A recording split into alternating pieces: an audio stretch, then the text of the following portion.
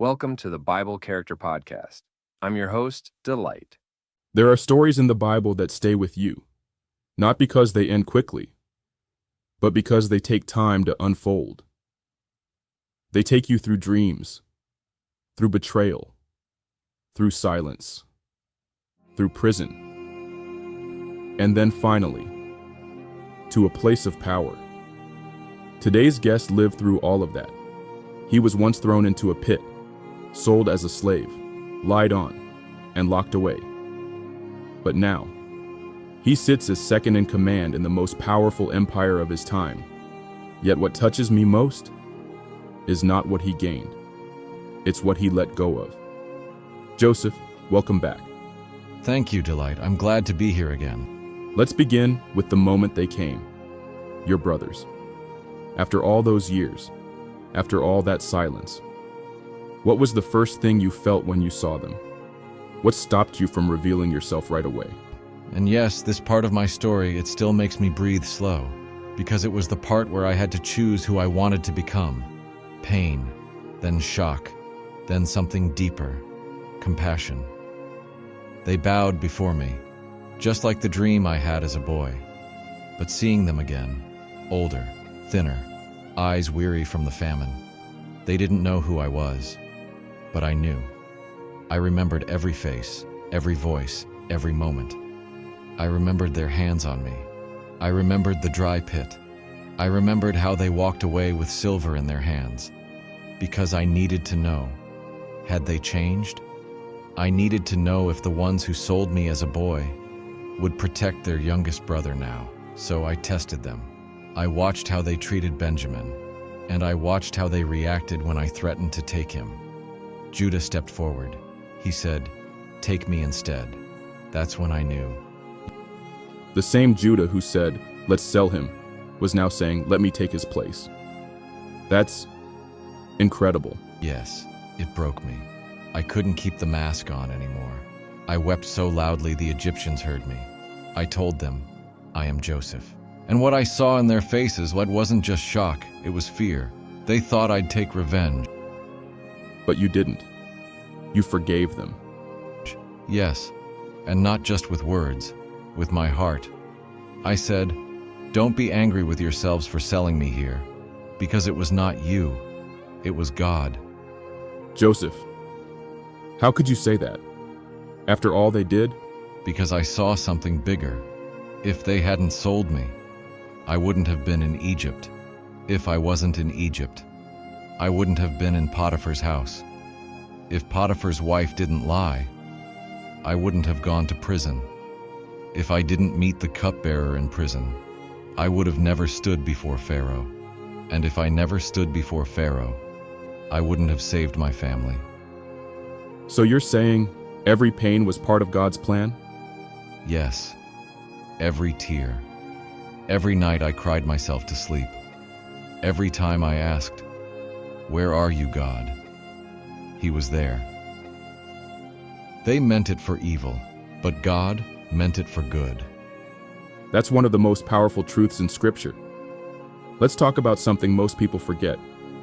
When you became second in command, you had power over almost everyone in Egypt, even Potiphar and his wife. What happened when you saw her again? Delight. The first time I saw her again, she was walking behind her maidservants, quiet, covered. She didn't look at me directly, but I recognized her, and I could see fear. Did you confront her? I didn't say a word. You didn't call her out? Not even once? Not once. Because the same way I forgave my brothers, I had to forgive her.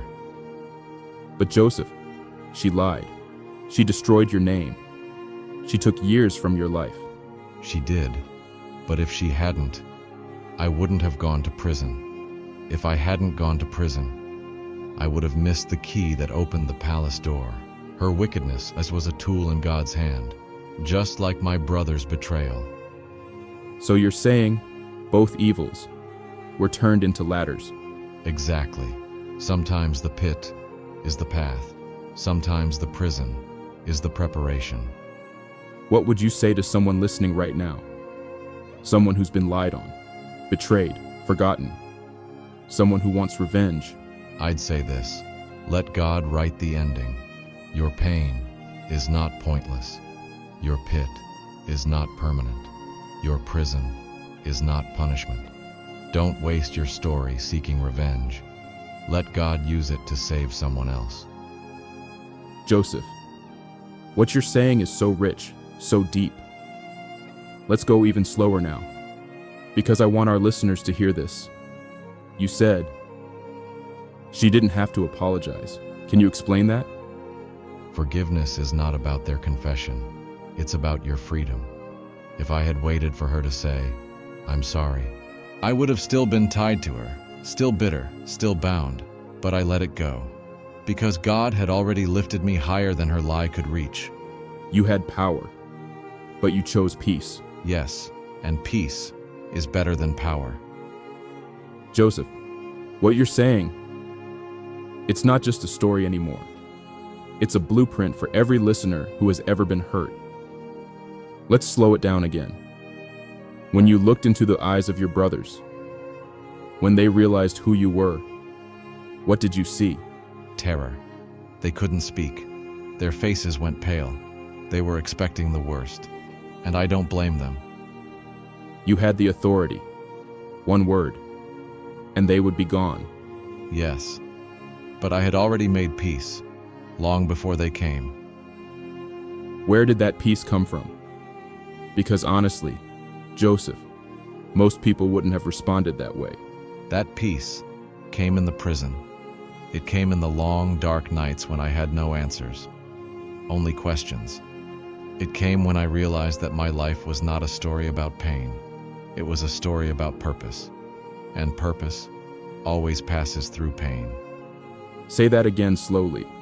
Purpose always passes through pain. What do you think would have happened if you took revenge? I would have delayed the healing for them and for me. Sometimes God gives you power, not to repay people, but to restore them. Let's go back to Potiphar's wife. Let's ask the question no one ever dares ask. Did you ever consider imprisoning her? Bringing her out in public? Making her confess? Delight. The truth? I thought about it. I imagined what it would feel like to have her walk through the same shame I walked through, to be stripped of her lies, to be known for what she really was. But every time the thought came, God whispered to my heart, "She's not your assignment. I am." Wow, that's awesome. You see, God didn't lift me so I could fight small battles. He lifted me so I could preserve lives. Potiphar's wife was no longer part of my assignment. She was part of my past. You said earlier something that stayed with me. You said God used both evils, the brothers and Potiphar's wife. Let's go deeper. All right. Both situations were full of evil. One was blood, the other was scandal. But God used both as bridges.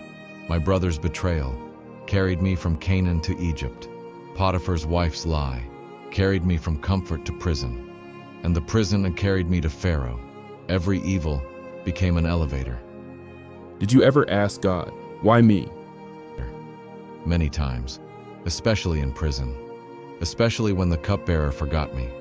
But now, I thank him, because if it hadn't been me, I wouldn't know his voice like I do now. Let's take a breath. To everyone listening right now, maybe you've been lied on. Maybe your family failed you. Maybe you're sitting in a prison of your own tears. And maybe, like Joseph, all you can ask is why me? But what if that pit you're in is a doorway to the palace? What if that betrayal is the bridge? Joseph, what would you say to someone who's waiting on God, but it feels like silence? I'd say this: don't judge your story by one chapter. I sat in silence for years. Heaven felt closed. I thought God forgot me, but he hadn't. He was just still writing. And when he remembered you? Everything changed in a day. One sunrise, I was a prisoner. One sunset, I was a ruler.